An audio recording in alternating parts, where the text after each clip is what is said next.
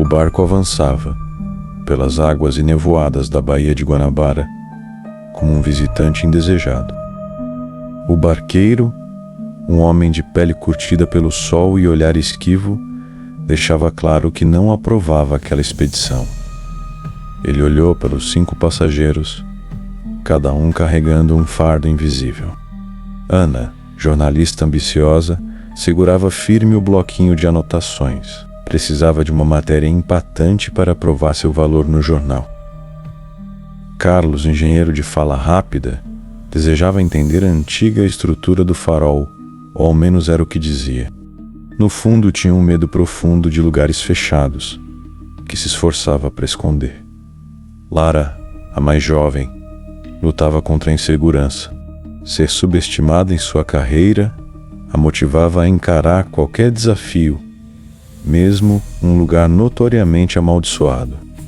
Luiz, videomaker, perseguia fenômenos sobrenaturais. Encontrara muitas fraudes, mas carregava a esperança de finalmente gravar algo real. Eduardo Pinheiro, mais velho, remoía um sentimento de culpa, décadas atrás. O avô dele, um marinheiro, desaparecera nas proximidades da Ilha das Cobras. Talvez estivesse ali em busca de paz para si mesmo. A ilha não gosta de visitas, murmurou o barqueiro, quase para si mesmo. Quem se atreve a pisar lá, volta diferente. Isso se tiver a sorte de voltar. Ninguém respondeu. A Ilha das Cobras surgia em meio à neblina. Vegetação retorcida, silêncio pesado. O farol erguia-se feito um guardião de ferro enferrujado, evocando tempos antigos. Ao desembarcar no cais precário, encontraram uma placa metálica, desgastada pelas intempéries. Quem entra aqui jamais sai o mesmo. Um arrepio percorreu cada um deles. Parecia que a própria ilha suspirava, como se pressentisse a chegada de almas curiosas e famintas por segredos que talvez devessem permanecer enterrados. Seguiram uma trilha estreita na mata rasteira que avançava emaranhada. Galhos secos pareciam dedos esqueléticos roçando as roupas. Carlos analisava a estrutura de ferro à frente, tentando manter o tom profissional para sufocar a ansiedade. Ana checava suas anotações, notando estranhos símbolos pichados nas pedras. Olhem isso, Lara apontou para uma placa jogada no mato. 1943. Propriedade da Marinha. Eduardo ficou tenso. 1943 era o mesmo ano em que seu avô desaparecera. Ao finalmente atingirem a base do farol, uma porta metálica rangeu, mas parecia estar trancada, mas cedeu sozinha, como se os convidasse a entrar. Lá dentro, o ar cheirava a sal e ferrugem, paredes manchadas de umidade.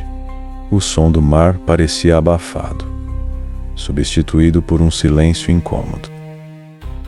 Ana notou algo pendurado em um prego enferrujado, um diário antigo, com a capa rasgada.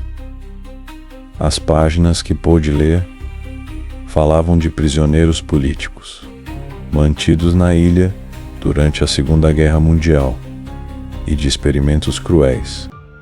Tô ouvindo vozes.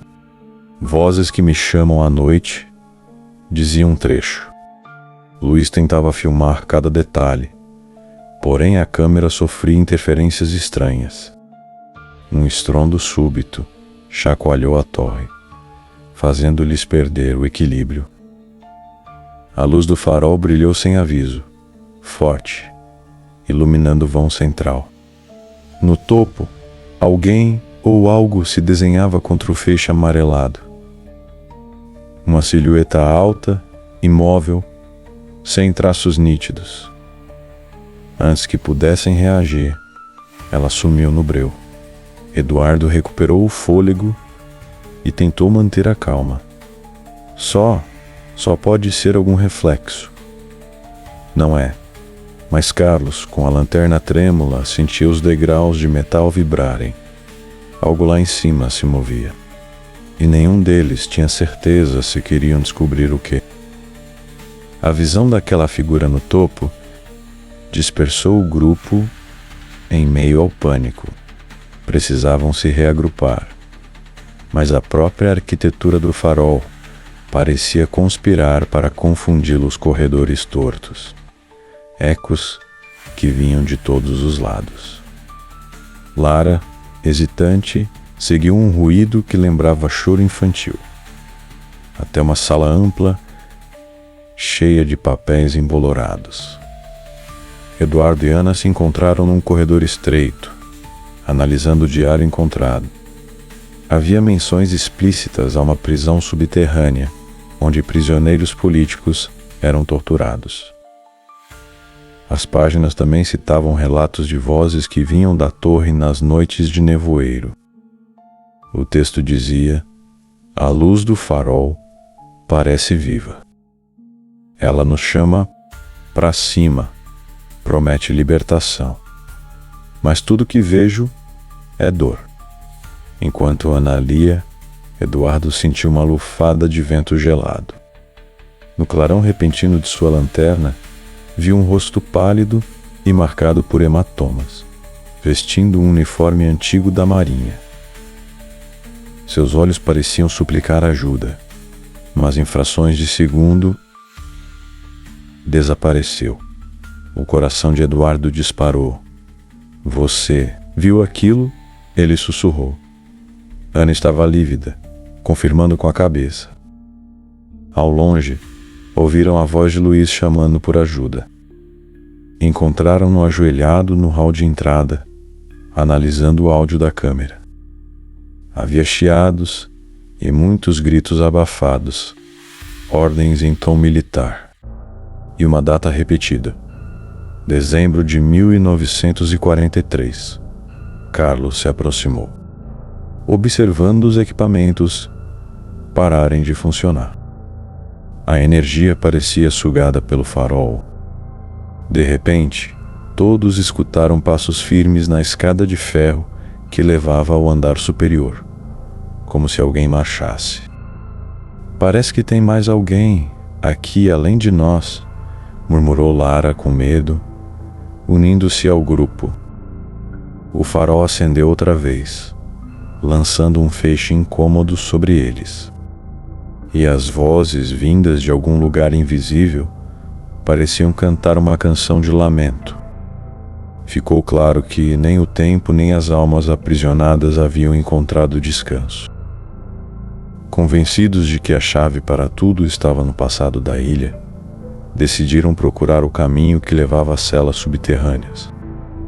Num canto escondido, encontraram uma porta de ferro com correntes, severamente enferrujadas pelo tempo, mas ainda sólidas.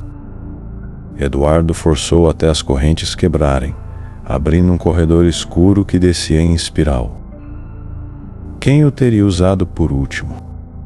Por que alguém manteria luz no farol se ele estava oficialmente fora de serviço? Ao avançar, Lara quase tropeçou em trilhos de ferro onde supostamente ficavam vagões para transportar suprimentos ou prisioneiros. No fim do corredor, encontraram celas individuais, com portas de grade enferrujada e camas improvisadas. A tensão aumentou quando Ana iluminou um dos cubículos. Havia uma corrente ainda presa à parede, com marcas de sangue oxidado no chão. "Eles nunca tiveram a menor chance", murmurou ela, engolindo em seco. De repente, Luiz soltou um grito abafado. Vi algo passando correndo pelo corredor. Uma sombra humana, curvada, que parecia murmurar em outra língua.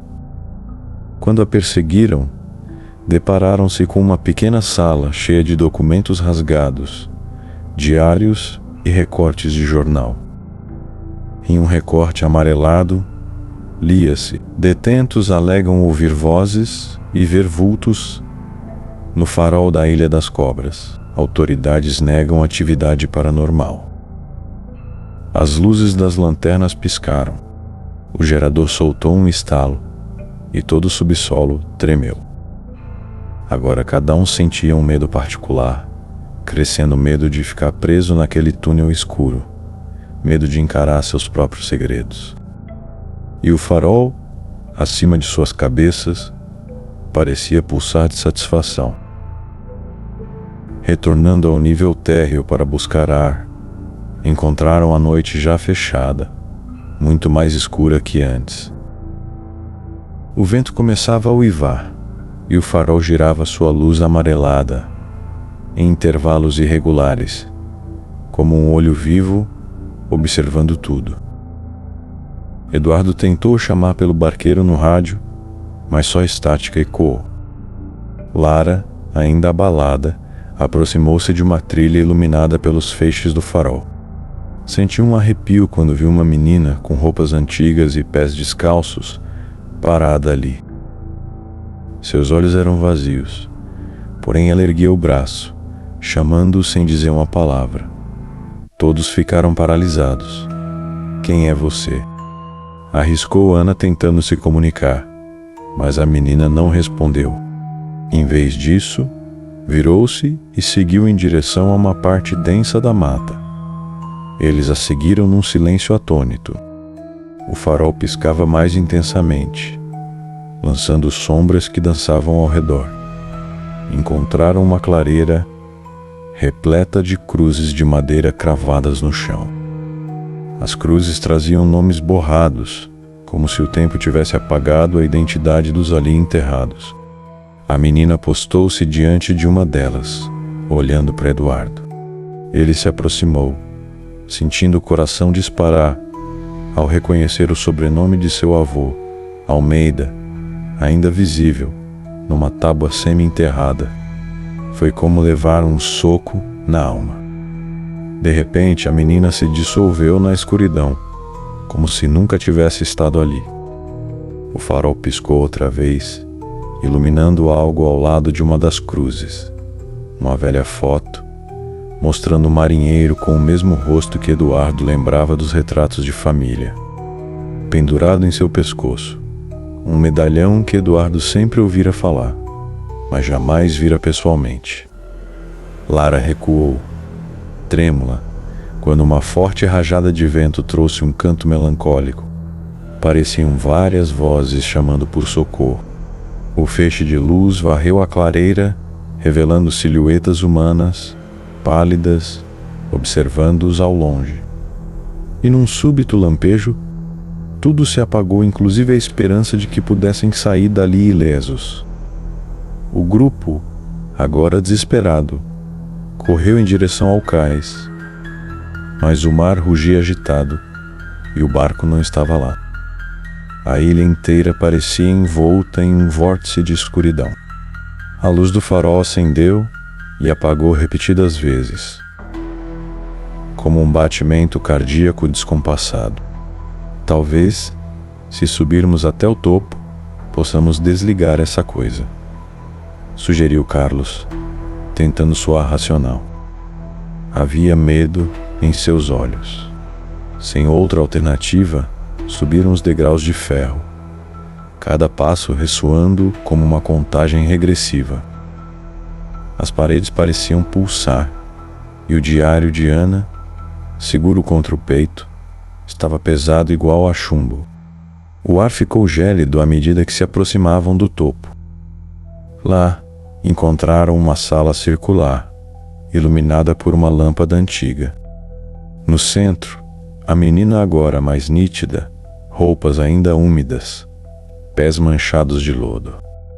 Seus olhos, sem cor, fixaram-se em Lara. Então, a criança apontou para um mecanismo enferrujado que controlava o feixe de luz. Quando Carlos tentou alcançar o painel, um coro de vozes ribombou pela torre, como se o passado e o presente colidissem num único instante. Ana sentiu uma dor lancinante na cabeça, como se a própria ilha gritasse dentro de sua mente. Luiz filmava tudo, mas a câmera tremia, captava vultos, soldados, prisioneiros, um exército de almas presas no tempo. No último lampejo, a lâmpada do farol estourou em um clarão ofuscante. Por um momento, tudo silenciou. Quando a luz retornou, já não havia sinal do grupo. Apenas a câmera de Luiz, caída no canto da sala, gravando o ambiente vazio. Dias depois, pescadores encontraram a filmadora na praia.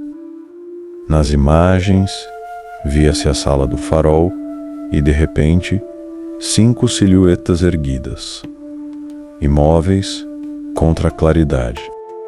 Cada uma delas tinha os olhos vazios, exatamente como a menina. Ao fundo, a torre girava sua luz ininterrupta, lançando raios amarelos noite adentro. Na última cena da câmera, um sussurro ecoava no áudio: "Quem entra aqui, jamais sai o mesmo."